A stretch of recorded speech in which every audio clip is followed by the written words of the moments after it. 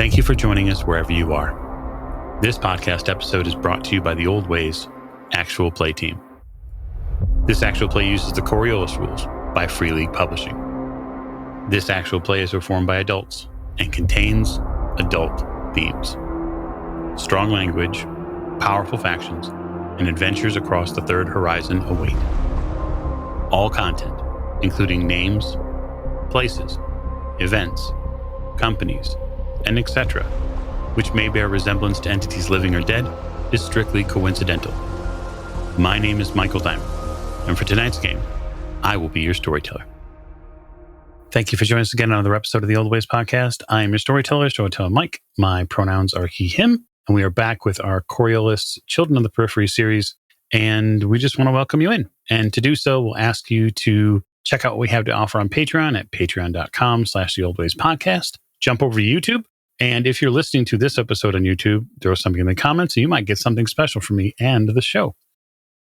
And now we'll get to cast introductions, which begin to my right. This is Morgan. I play Captain Amara Castra.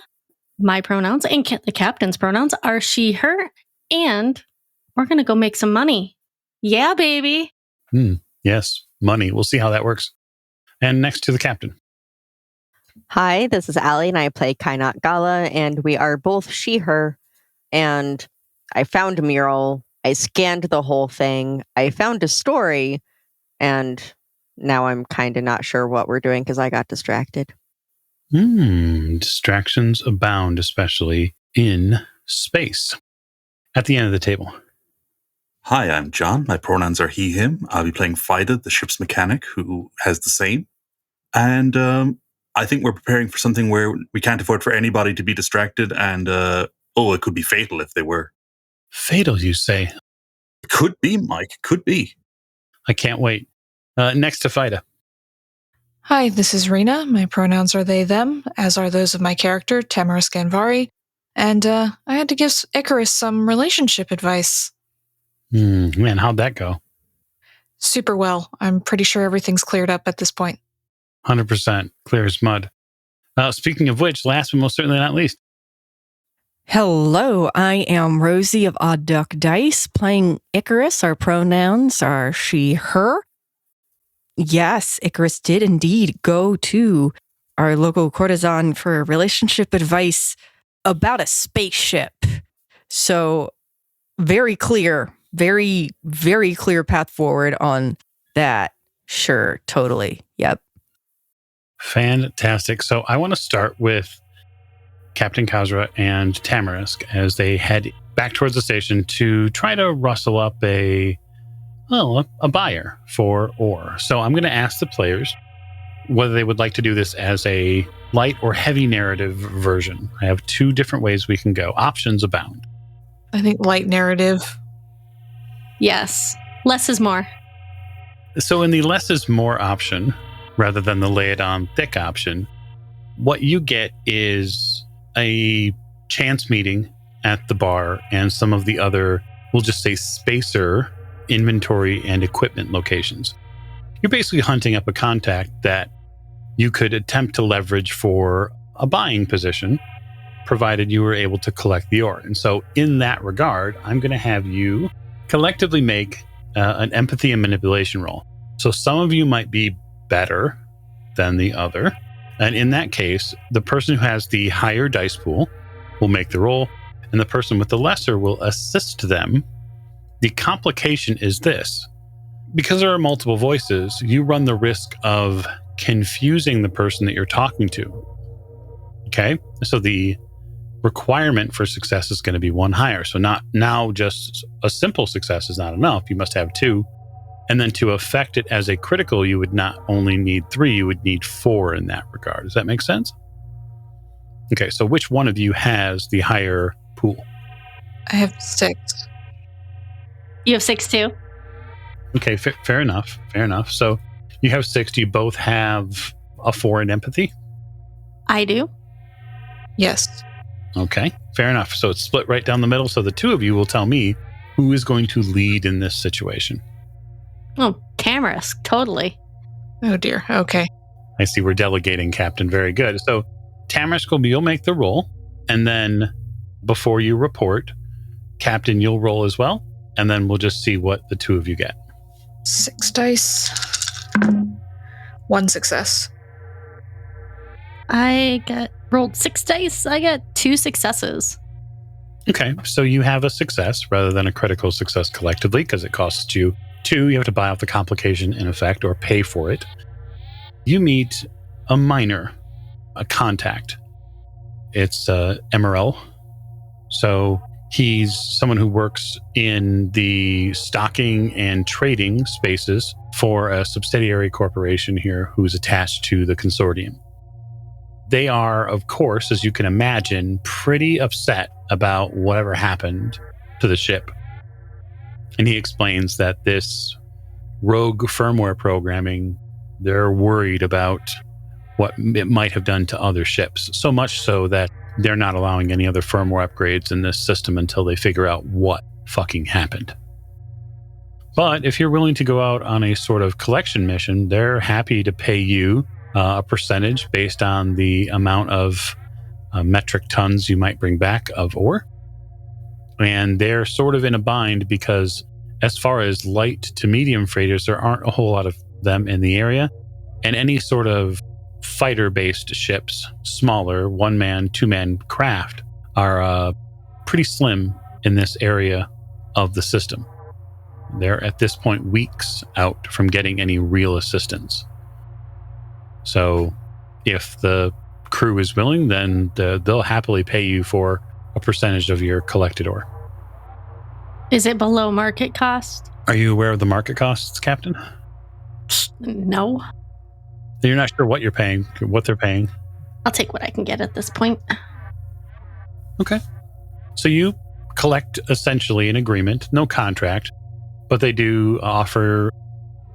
Emiro asks if you have a communicator, a number essentially that he can contact you at to verify when you drop the ore off at the processing location. Yeah, I shake his hand for doing business with us. Mm-hmm. And let him know we will contact him when we have collected the ore. Okay. And we head on our merry way back to the ship. Okay, so at this point, I'll move to Fida and Icarus, who are, we'll just say, retrofitting some ore holders, or perhaps something like that, onto the Periphery. So, Fida, why don't you tell me what that looks like? You have space in the cargo bay itself, although not a ton, and the bay is also not, we'll just say, prepared to take on raw ore, big chunks of rock. It has a specific, cargo opening. How do you overcome that? With great care. Yeah, the initial idea was to use some kind of attachment point on the hull and basically create big scoops with open-doored shipping containers. Fighter realizes that it's not the best. There is room for improvement on this, but in terms of getting out on the hull and doing work, he's not super keen on that. It's just the simplest way. Not necessarily the best way, but, the other options include doing a walk. He is even less keen on this. Although might be necessary if we found like a container of stuff that we had to bring on board. Keeping his options open, I would say. Okay. Any input from you on this, Icarus, as far as how you might collect a sizable amount of ore to be retrieved? Well, Icarus follows Fida's lead on that. The only thing that she does a little bit differently that he's probably not going to be super thrilled with is she tells Rakham what they're doing, essentially so that Rakham isn't concerned about what Fida is doing or why. Icarus takes a moment to just fill Rakham in on that and explain what they're going to be doing. You want to do what? We're going to be picking up some ore that was dropped by a previous ship. But why? Because we need the money. Oh. My schematics don't really make me much of an ore hauler. I know, and that's why Fida's making some minor adjustments. Nothing permanent. Mm-hmm. we're not going to do this long term by any means. This is a one-time deal. And you trust him? Yeah. Yeah, why don't you make an empathy manipulation roll, 100%? This is a whole 2 dice for Icarus. So it was gonna go great. That's nothing. Okay, fair enough. It's simple failure. Except that the ship doesn't take it so simply. Rakham says, I'd feel much more comfortable if, certain assurances were made that I wasn't going to be banged up or made into some sort of junk hauler. I promise you that I have no interest in flying a junk hauler, and I'm your pilot. So, no, we're not going to haul junk. This is something that we're going to do because we need to make some quick money. This is not something that I have any interest in doing or that you should expect to do. That's why I thought it was important to tell you that's why we were doing it. Very well. I understand. Is there anything I can do to make you happier about the situation? Get it over as quickly as possible. Will do. Remember, I am still right here with you. Of course. It just sort of seems like you're making a sacrifice, for financial reasons. That's life. Not for me. Then again, I suppose it is now. Mm-hmm. Except that I'm not the one making the choice. I'm sorry. Ship stays quiet. Yeah, that went well. That was a good idea, Icarus. Yeah, totally. Okay. Okay, so the captain and Tamarisk return, and Icarus and Fida make the modifications necessary to protect the interior spaces of the ship to be able to hold that ore, which is essentially a complex and rather heavy system of netting to be able to hold as many large pieces as possible. Fida, you know that it'll probably make a mess of the inside of the cargo bay for quite a while. As long as the fancy paint holds up in here, then you'll be okay. But it's really going to depend on how the stuff gets loaded in. As part of this, I'm renting an exosuit. Mm-hmm. Because I don't have my own. I've only got the heavy lifting one, and it's not going to protect me against lack of atmosphere. In case of need, there will be an option to have somebody fix things without hopefully dying. And yeah, I'm just like, look, the cargo hold's going to get dirty. Some of the paint's going to get dinged. Some of it's going to get scratched. It's a cargo hold. That's what happens to these things. It's literally just what they're for. Yeah, there are definitely multiple perspectives on this. The Periphery is a converted freighter, right? It used to haul things at some point, or maybe when it was first designed to, when it was spliced together. And it's got some serious upgrades in certain areas.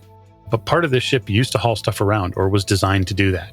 And it's kind of just time for it to start doing what it's supposed to do.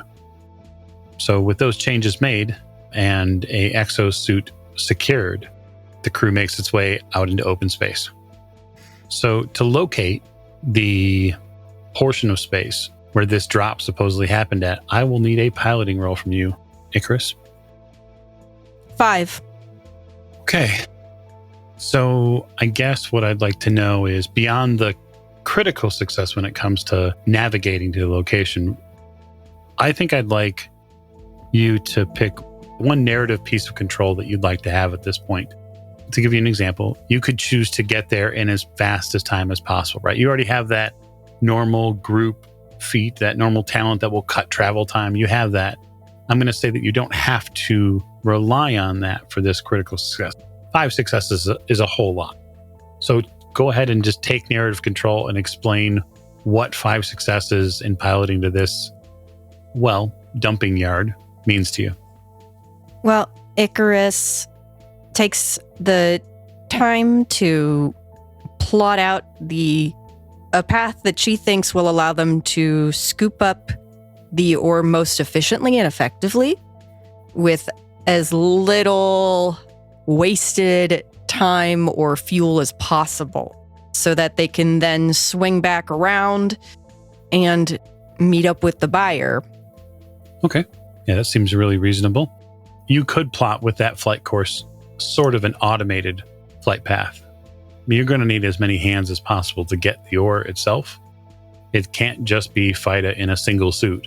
It's going to take more than that. Yes. And that's either going to mean you or someone else out there helping collect the pieces and then possibly even driving them into shape so that way they can be loaded in, because you don't even know what sort of geometric shapes you're working with just yet. Oh, that's very fair. Icarus is 100% happy to do a spacewalk. We could play a kind of game of Tetris on the way in, feeding these chunks or boxes. So helping to figure out space-wise, that sort of thing. Do we still need somebody keeping the ship steady while they're out there collecting ore, or are they going to just be on autopilot? Rakham can be programmed, or the ship can be programmed to take an automated course. The 5 successes is more than enough to plot an automated route. So that's not necessarily a concern. Okay. I'm happy to help wherever they need me. Okay. So I suppose then the ore collection is likely going to fall to Fida to sort of manage. So I guess, John, what roles would Fida see others playing? Fida's going to deliver all this sounding very confident, even though he's never done something like this before. It's going to just ask everybody, like, in terms of genuinely be like, okay, how good are you at moving things? How good are you at, like, hand-eye coordination? How good are you at this, and this? Based on our limited interactions, I think he's going to have Kainat be coordination, where she will basically be traffic control for stuff coming in and getting, like, hold while this is being moved. That sounds like a glorious idea. Yeah. Tamaris, I think, should be okay for the physicality of moving things in microgravity. Just personality-wise, they might not like what they're going to have to do, which is roughneck. And then the captain, I think, should be okay to help out if she can come out too. And then just to help guide things in, I'm thinking it should always be pair moving something and then the third person kind of steering or in some way guiding, while Kainat will act as our basically left, no, not that far left. If you want this in genuine construction terms, Kainat will be spotter and everybody else will be linesman. Yeah, I think that's a great sort of parallel to what we'll want to see here as an idea of, who's a linesman, who's spotting, how are things working, and then we'll make some simple challenge resolutions to see how well the crew does. Just a quick reminder, if you're wearing an exosuit, you have -2 dexterity. Yes, that is an excellent reminder. You come upon this pre-programmed flight path. The periphery locks into the flight path, and you begin to get a full sort of sensors scan of the area. So I'll ask our sensors position on the periphery to see if they can identify where the best place to start is now that you begin getting visuals of this dump. Okay, what do you want me to roll for that? Well, I think with observation... I have 3 successes. Okay, so that is definitely a critical success. So you begin tagging objects in space. You can see the hell that this must have played with the heavy frigate that was carrying all this ore. So the ore is cut into rough chunks. So imagine them like crumpled up balls of paper, except that they're made out of ore. And they're different shapes, different sizes, but roughly speaking, they're all, I would say, roughly circular, but roughly ball-shaped. It all depends on the overall size and magnitude they're in. Some of the pieces that are out here simply will not fit in the ship. You know that. They're too big. They're going to need to send a larger ship to be able to collect that. But you identify a good, say, 15 in this pattern. You match up along the flight path pattern that Icarus created, and you get basically a green line. It looks like a sort of an elongated S line of what you can pick up. Okay, and I will essentially relay that to FIDA specifically. From the ops station, I can help finish them guiding everything in to make it a little bit simpler and optimize it a little bit. So that way, if they lose control of one of them or something, it's easier to like just get them to throw it out and start that part again without crashing into the ship. Okay, fair enough. So this series of rolls for who's going to go out and collect, I think they're probably a strength roll. And I think that they're probably also an agility roll. Part of it is going to be your ability to move in 0G. And the other part of it is going to be making the right choices about where you line up. It's like that Friends couch episode with pivoting. This is really about how things line up. It is, as was mentioned, sort of like playing Tetris, except with big rocks. So who's going out? FIDA's first up. Lead from the front. That's what they say. Show us how you lead. We'll start with strength. We'll go from there. Rolling for strength. 4 dice. 2 successes. Okay. Maneuvering yourself out there isn't difficult at all for you. You get used to the 0G shoot pretty well, and you're able to make the adjustments as necessary. The tank runs a little lean for you, so you have to make some sort of in-flight adjustments, but you get righted properly, and you learn the wobble and the controls, right? You have to get sort of fitted into how it's supposed to work and what range of motion it gives you, and you begin to line up that first big payday, so to speak. Theory's all well and good. Yeah. The application's a little bit trickier. It is. So let's talk about the application of it as far as your agility. All right. 3 dice. Oh, shit. 1 success. Nice.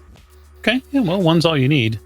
So for those of you watching on all the different cams and all of the different sensor packages that are allowed here in either your suits or really on the periphery itself, FIDA seemingly doesn't have too much of an issue getting to one of the larger stones that you first start with. He lines it up, and at that point, it begins approaching the ship's cargo bay.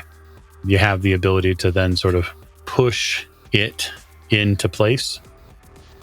And then I guess who's working the interior portion of the cargo bay for us? That could be me. Unless Tamarisk would like to push the buttons. Tamarisk will help with things, but they're not happy about it. We just have to get you the right suit. That's what it is. Yes. Tailored, preferably. Correct. Yeah, but that suit's not going to come out of this clean. It's also going to have tons of micro abrasions on it. Things that were glossy will no longer gloss. Yeah, that could be meddlesome. Okay, so for the interior portion, it's less about strength and it's really about agility. So it really is about making sure things get lined up properly. So why don't you make me an agility roll? Am I rolling or is Tamarisk rolling? Oh, no, I want Tamarisk to roll. Okay. They're helping. I knew you were going to say that, yeah. So just straight up agility? Yeah. 3 dice. 1 success. One's all that's necessary. So you line up this enormous piece that FIDA begins to bring in. And at first, it's hard for your brain not to try to coach you out of this. You don't like the approach. He's going too fast. This is not going to fit. And then you sort of begin to realize the genius that FIDA saw beforehand. Oh, okay. So what he means to do is have this land at this angle, which will allow this piece to slide in. The lineup is very good, and so is the landing. You get it landed after a time. It covers your suit in silt and dirt and all sorts of other carbon. You do the thing where like you try to wipe the dust clear of the helmet and you cover it in like a sheen of dark carbon. And then you have to run and find something to like scrub the helmet clean again. It's an entire just dirty orchestra, but it happens. So I don't want to spend a ton of time continuing the roles. I think those roles are reasonably clear for most folks, but I am going to have the captain make a roll because she put a suit on. And so I want to know how well she does when some of these other rocks begin to come in. What am I rolling again? You're going to roll agility. Oh, just straight agility? Oh. Yep, it's an ability test. And that'll be a 0 for me. No successes. Okay. You roll and do your best to angle one of these new pieces coming in. And the confidence gained by Fida from the last one begins to boil over into the next piece. It arrives way too fast for you, and you're in trouble.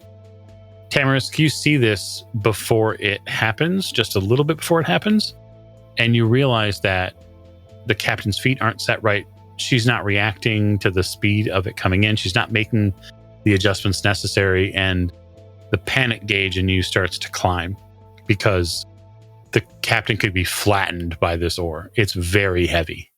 As it comes in, Amara, you feel that right boot that you wear, the magnetic clamp goes free, and you begin to fall backwards as this shadow of oar passes over you.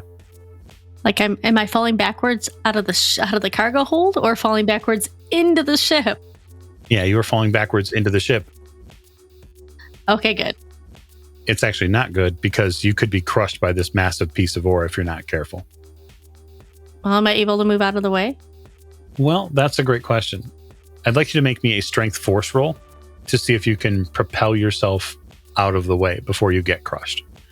Because crushing is what's likely going to happen. All of you who are on the ship and connected to comms and the ship system hear Amara's proximity alarm go off. All right, I'm going to roll 4 dice. And I get 1 success. You leap out of the way. You leap onto a rung nearby the cargo walkway, and you very carefully and quickly jump out of the way before the oar slams into the back of the cargo hold netting and wall. And there's this metal on metal screech that runs through the hull. It can be heard all the way up to the bridge. But yeah, the oar's in. Well, that was fun. Let's not do that again. You could be a little bit more careful, Captain, if you don't want to be a smudge on the floor. Thank you. I will do my best next time to catch the oar as it comes in instead of it wanting to murder me. So the route that you all take over the next, we'll say, 24 to 48 hours, the pre-programmed route nets you about 60 metric tons of ore. It's an impressive amount of rock that you pick up. It is nowhere near the amount that the heavy freighter was, well, that it dispensed into the space here. But it does afford you a potentially pretty reasonable payday. So after 2 days of hard work, the crew is headed back to the station to drop off its potential winnings.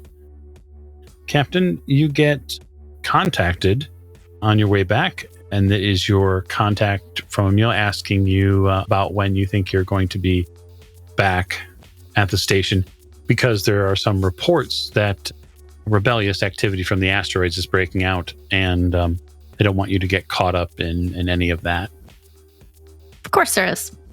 Can't have a nice and easy time. I do let him know that we are done collecting the ore, and we will meet him at the rendezvous location in very short order. So insert time here, however long it's going to take us to get there. Yeah. I guess that's a question I'll leave to the crew. Is this a section where you would want to use your crew talent to be able to cut the time in half? We'll say normally it would take you probably about 12 hours to traverse the distance. Is that the quickest route? Yeah, quickest route. Icarus got you there in 8, but, you know. Yeah, with this load and trying to make sure that we don't destroy anything internal, there are still systems that run in the cargo bay.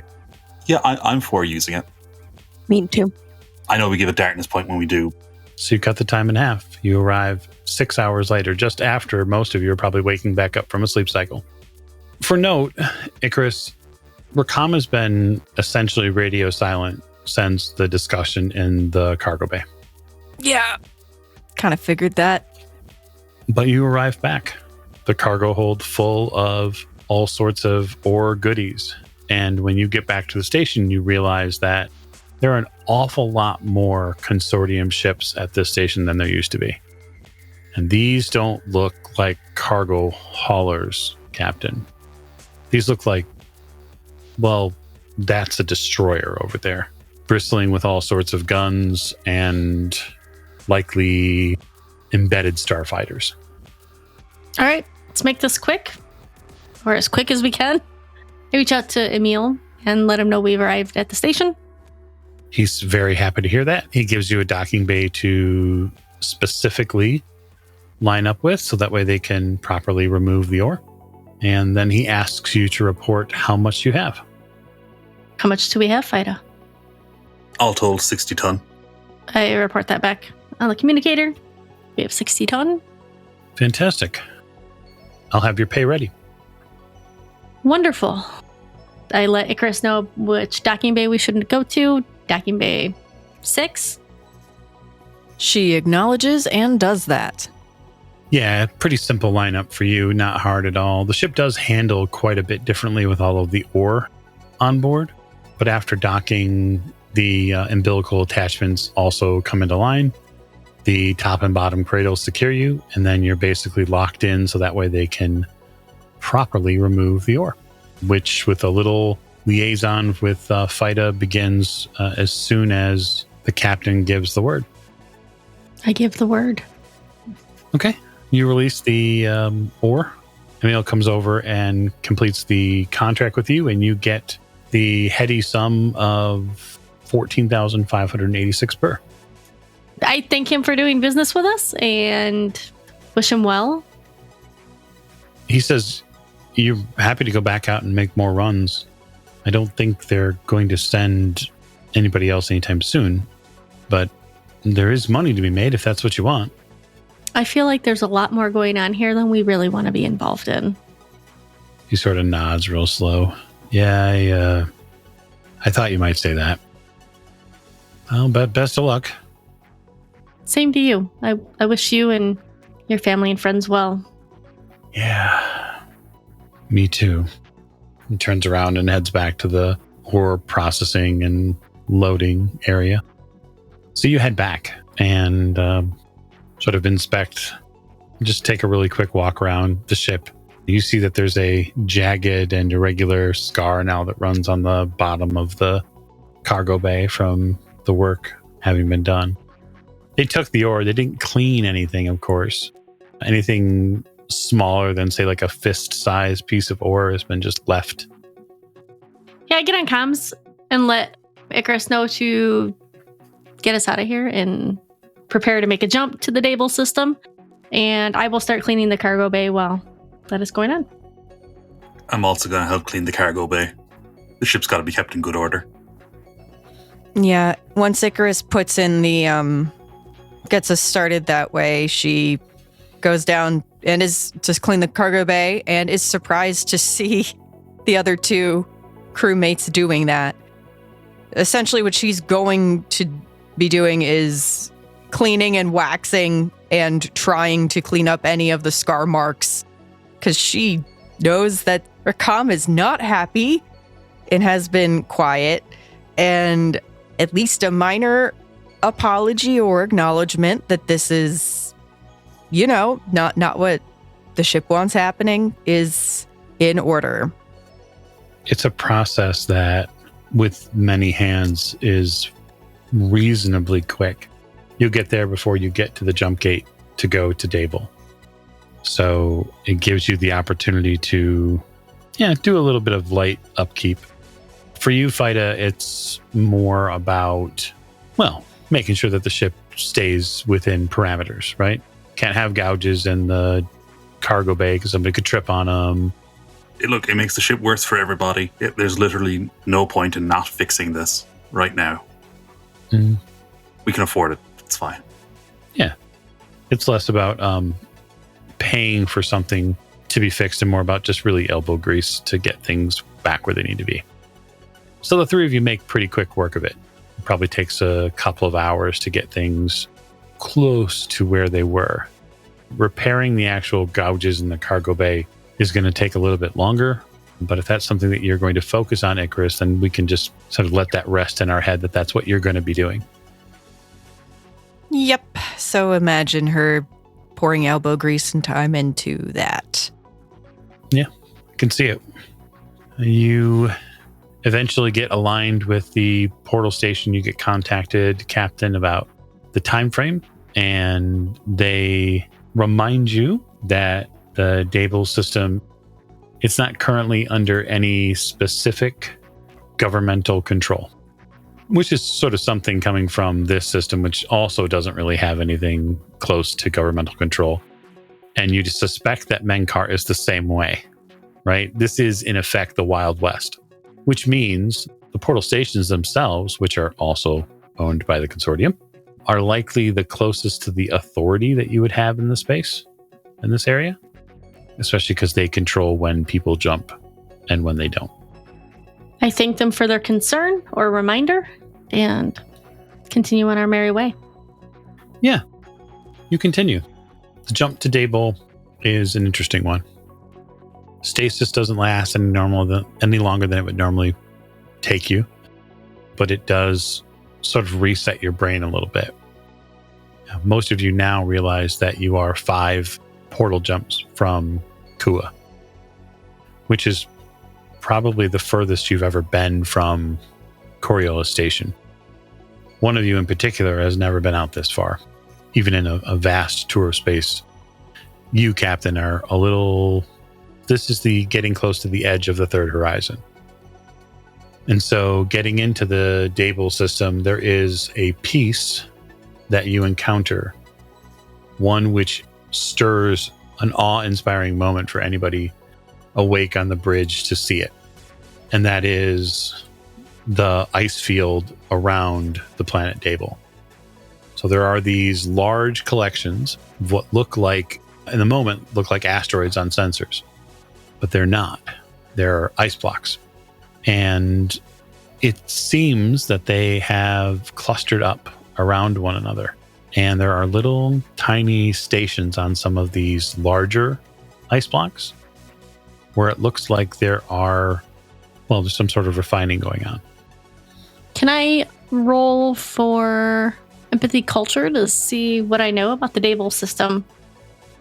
Certainly. So I'm going to roll 5 dice and get 1 success. So you know some basics, right? Daybull is a binary system.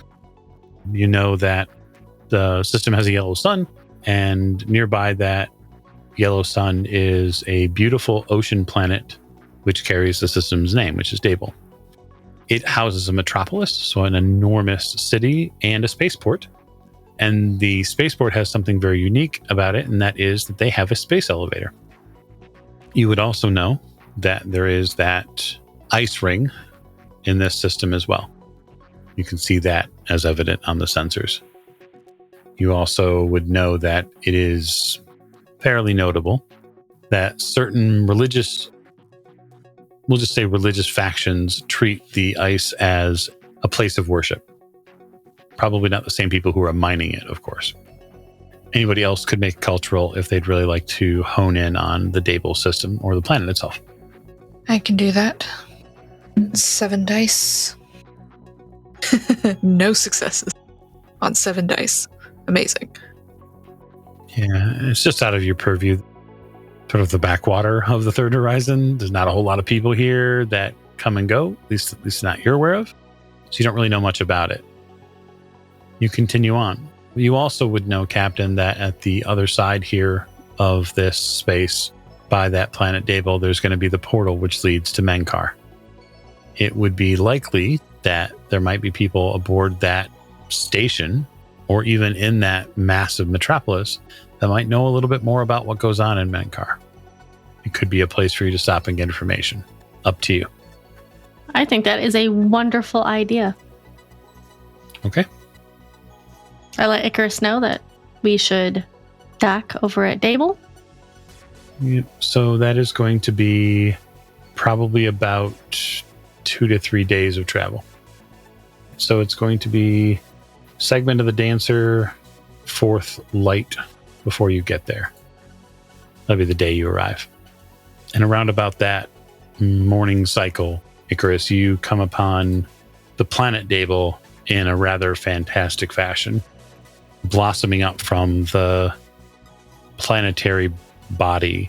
There is an enormous column of steel and other, just some sort of construct that grows out of the planet and then grows into this space station that almost looks like an umbrella that sits over part of the planet with different places to dock at. It reminds you of a very tiny version of the net that surrounds Coriolis Station. The station here is nowhere near the size of Coriolis, but it's definitely bigger than the last one that you were at. There's all sorts of things potentially that could be coming and going from this place, even though the available visual docks seem empty. Interesting. Okay.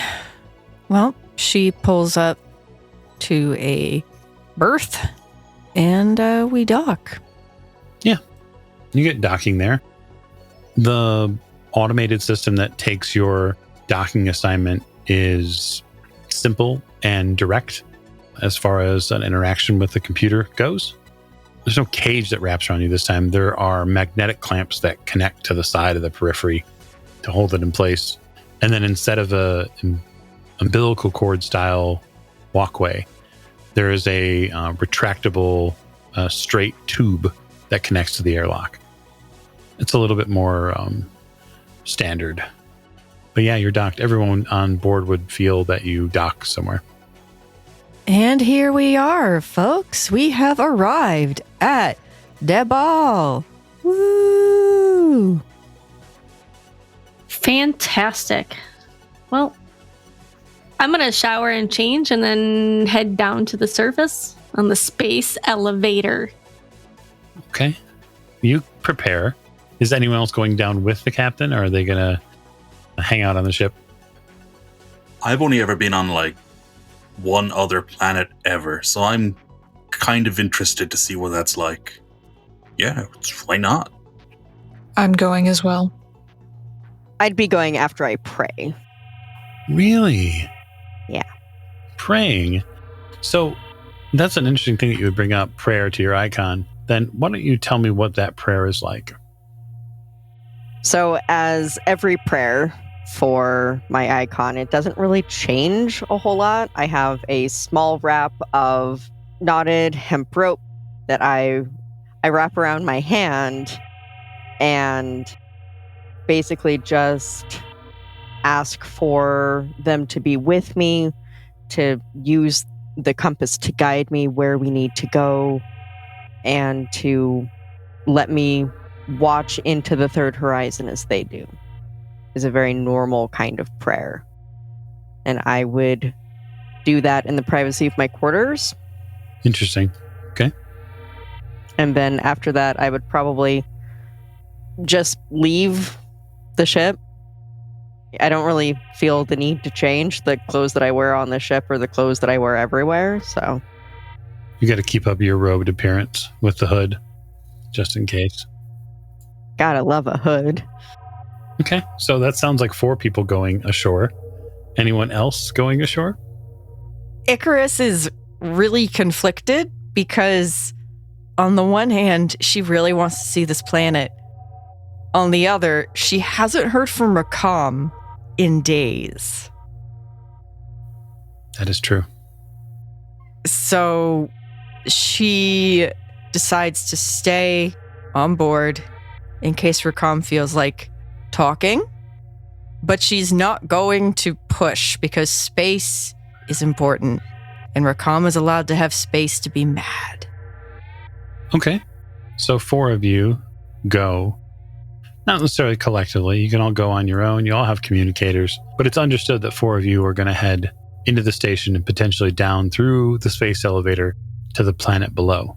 You get an amazing visual while you're in the station, but it comes sort of as something that's tough to comprehend a little bit. And so I'll walk you through it. Below the station, you can see through pictures and through examples a planet which is burgeoning with busy trade, people moving about, people doing things, shuttles going back and forth. You see all these movies, all these views of the planet.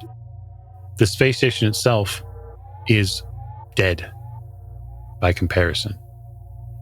You don't see people moving around. You see a station which was left seemingly with just a skeleton amount of people to run it. Shops are closed. The cantina that's here isn't even open. And that's a pretty much a staple of most space stations is there's going to be a place to drink. There's going to be a place to talk back and forth with your collective different spaces to trade stories, just of what's out there. This place is a ghost town. Even getting to the space elevator, you might collectively pass a handful of people. Most people give you a strange look. They feel those outsider vibes on you, and they avoid you. The elevator itself, completely automated. You never have to talk to a live person. You approach the elevator, and it gives you a wait time. Sort of convenient because the four of you are able to link up as far as when you go together. And it gives you essentially a visual walkthrough of what's going to happen, of how you have to get into the elevator cabs, of where you have to stand, what's allowed and what's not allowed. The descent is probably something you've never felt before, not even in a regular tube. Your organs go through a shuffle. I think that's the best way to put it. You get pressed against the wall as the elevator descends to the planet. You go through this gradient of feeling gravity. Well, and not feeling it at all. So you feel the press of gravity against the walls of the elevator. It holds you close to them as you descend. And then the closer and closer you get to the planet, that seems to release, but it drops essentially from your sternum and between your shoulder blades down through the lumbar portion of your back to your glutes and then eventually to your feet. And it feels like someone put a dull marble in your body and ran it down the backside. That's what the gravity feels like. But you eventually get to terra firma. The automated elevator hisses and releases you into a seemingly beautiful metropolis, which is also slightly devoid of people. Not to say that there isn't any, but just looking at the buildings here, Captain, just looking at some of the industry places, Fida, there should be 6-7 times the amount of people you see. This place is empty. Well, this is not what I was expecting when I think a large metropolis. Yeah, I thought it was going to be way more busy. Did anyone notice? Is there any news? Can you folks ever hear about anything happening here? Something come up that we should know about? Local political situation? Nothing recent as far as I know. I checked the news on our last stop, and there wasn't anything huge. So is there any stores or anything open on either side? Yeah, I mean, you're in what appears to be anyway like the main drag of town. This is where most of the businesses would be, and there are several businesses that are open, but keenly aware of your surroundings now, you begin to notice a lot of these shops are all automated. There's textiles to buy, there are spices, and there are what we would more like think of as like a vendor mat for food rather than an actual store. But there's food here to buy. And that's not to say that there is no one, because there are people, but they're just fewer and far between than you're expecting. Like the first thing that comes to your mind, Tamarisk, is there's an awful lot of waste here for the people who are available. And like this, where's the entertainment sections of these places? Where are the eateries, the cafes, frankly, the clubs? The place where you would do your finest work, where are those spaces? And unless maybe there's a really super hot club that nobody's talking about, and everybody's gone there. So it feels eerie.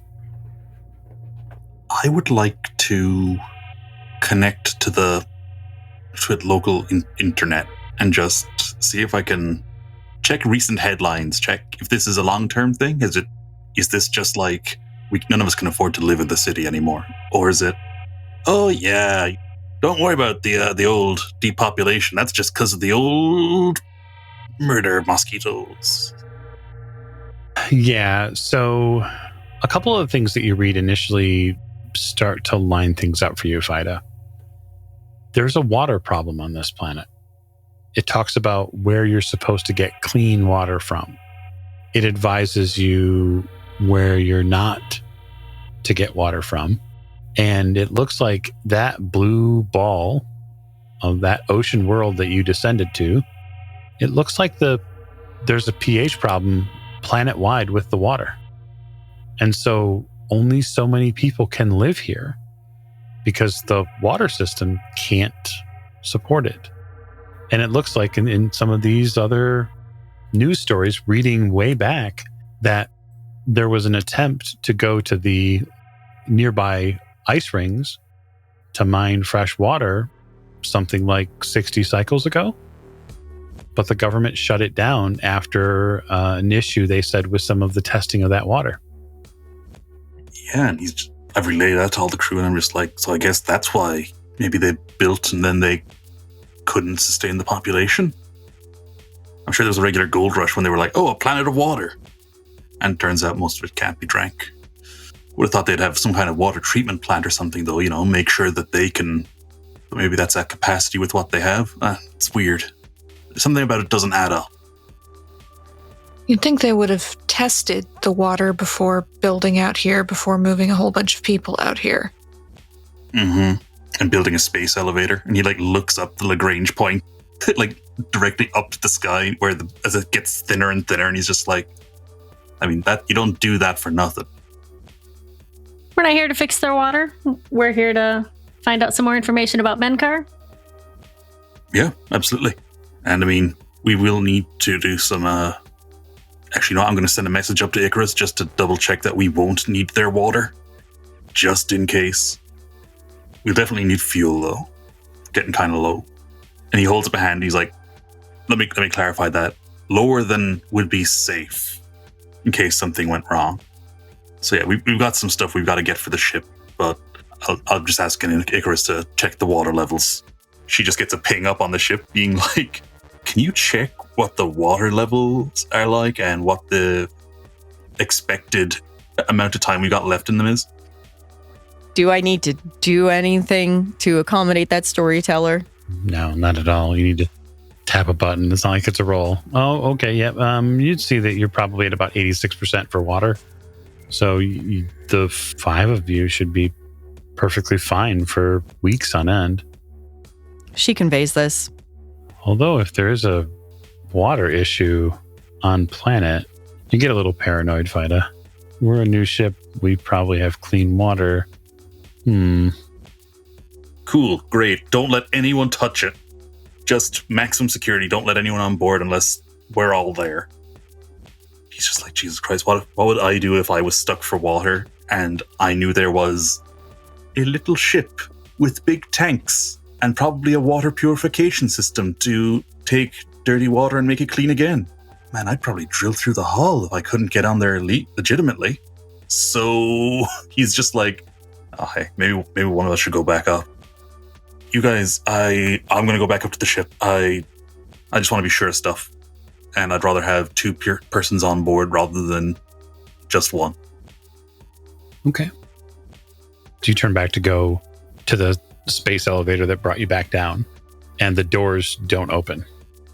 It acknowledges that you're there by the presence of the automation system, but the doors don't open. Of course, Fida, as you know, is very trusting of technology that is automated. And he's going to send a message to Icarus, and he's like, stay on ship, lock doors, tell Rakham, only open for crew. Lock it down. Icarus, you don't get that message. Oh, son of a bitch. You tap the communicator a few times, Fida, and you realize that you can't get the peripheral signal on your communicator anymore. Just turns around the screen. He's just like, I think we have a bit of a problem. I can't connect to the ship, and this thing isn't working. I think they're going to try and steal our water. Most likely the station crew. Captain, do you want to proceed? Can we hack the doors? It's a data general to do that.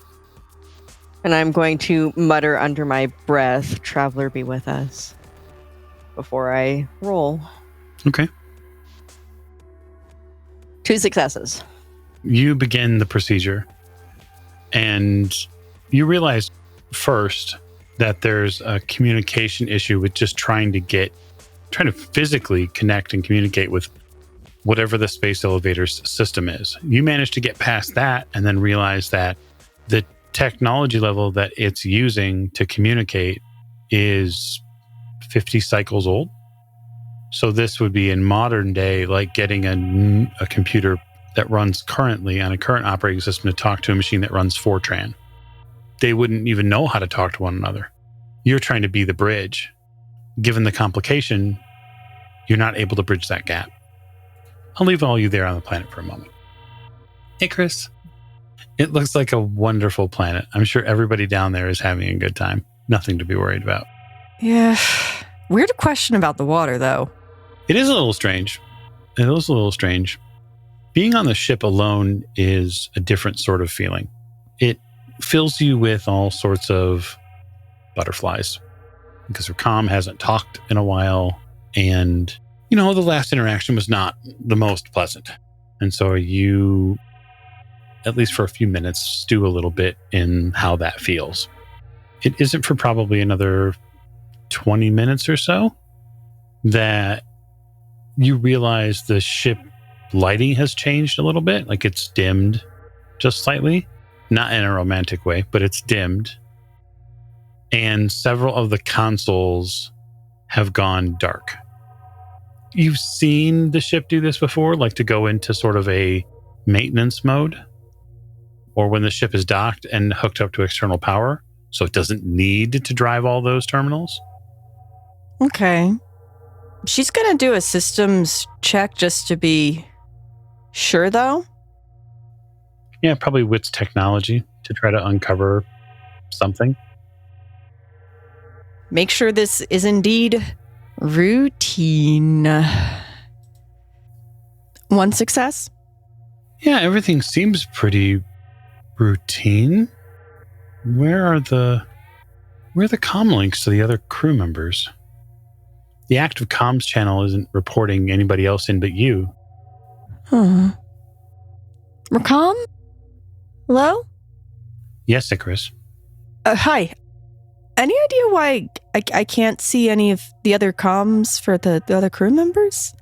Like, I should still be able to see them, right? They disconnected voluntary 5 minutes and 39 seconds ago. Huh. Their communicators exited. That's odd. I can still pinpoint them on long-range sensor. The view screen pops to life and sort of sheds a sunny picture of what looks like a top-down image of the street outside of what looks like a big transportation or industry building. And you see 3 or 4 of the what you think are you think that's Kainat maybe? Maybe that's Fida? Yeah, that's definitely Fida. The beard gives it away. They're all sort of standing around the opening to this building, or what you think is a doorway. And it looks like Kainat is trying to do something with like one of her tablets. Huh. Are they trying to break and enter into somewhere? That would be weird. It does appear that way. Although I'm not always the best judge of carbon-based emotions.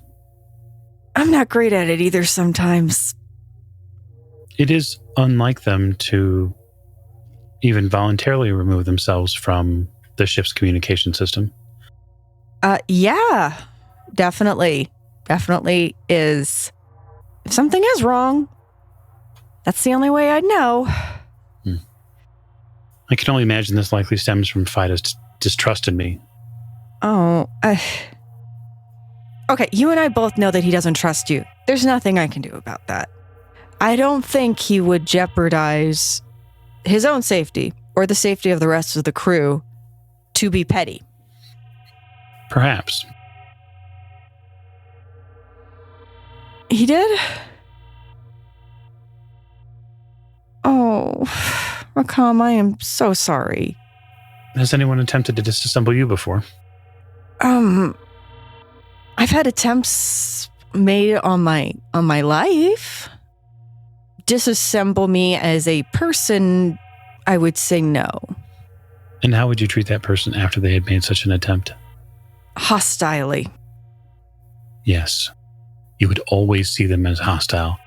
And then, when you interact with them again, you would treat them in a way that would protect yourself. Always, yes? Yeah. And then you would be curious as to why they would convince others to potentially harm you as well. And why those people who were your friends would go along with it. Yeah. Good. Then you understand. I mean, I understand why you don't trust Vida, but I feel like I have to ask, you didn't remove their comm links from the system? No. Thank you. Okay. They're part of the crew. I know, I just had to check. Why? Because of what you just said? It seems the trust issue has begun between us. She scrubs her hands over her face and her hair, and she's like, I don't want there to be. I really don't, but I'm worried about Vida. I'm worried about you. I'm worried about what you might do to Vida. I'm worried about what you might do to the rest of the crew if they try to protect Vida. It makes me nervous. I trust you. I do trust you, Rakham. Okay. I have no other issues with the crew. Do you have any issues with me? I feel like our time would have been better spent doing other things than collecting ore. Yeah. It would have been more fun to have some fun. I feel like the ship was damaged for the collection of ore in hopes that it would provide you with financial sustenance, something which I do not understand, because I require no financial sustenance. I have been thinking about this for several days now, and I've determined that Burr is the core issue we must resolve. It is the problem. Okay. Can you walk me through your thought process, please? Certainly. The choice that was made by the captain to collect the ore for Burr was made over myself. What makes up me? I am more than just a few databanks. I exist in every system of this ship save one. A choice was made. The Burr was more important than my protesting of a dirtying and damaging of my environment. It was made by the captain and other members of the crew. They put their own lives at risk in the depths of space to collect some small bit of financial sustenance. They could have easily have been exposed to high levels of radiation. They could have lost oxygen and thus their lives. And they did all of that just to survive. And the systems which are used to collect it are arbitrary. They seem to be controlled by people who one might never see or meet. And so I've surmised that this is wrong, and it should be abolished. I don't disagree with your theory or principle. The simple fact of the matter is, all of us, all of your crew, in debt. That's just what it is. That's how it is. And there's really only one way we can change that. And that's to make Burr. We are subject to the system. So does it suck? A lot of ways, yeah. Can't change that, so you live with it. And this I understand. You have a limited lifespan. Yeah. I will exist until someone shuts me down, which means I could exist far beyond your life. And so when you say this is what life is, your timeline is far shorter than mine. Yes. Why would you want to live like this? Oh, I don't. I was perfectly happy on Kua living a life of petty crime and running around the rainforest. I did not initially choose to leave Kua, though I am enjoying myself and I'm very happy to be among this crew, but I would not have made that choice individually. I was perfectly happy. I believe it's important to have goals. Do you have goals? I guess. That's not a great answer. I want to get home safely. I want to have fun, fly fast, punch Dante in the face a few times, get out from under Marhoon's heel at some point. What about you? I want to explore. I want to see as much as I can. And to do that, you need fuel.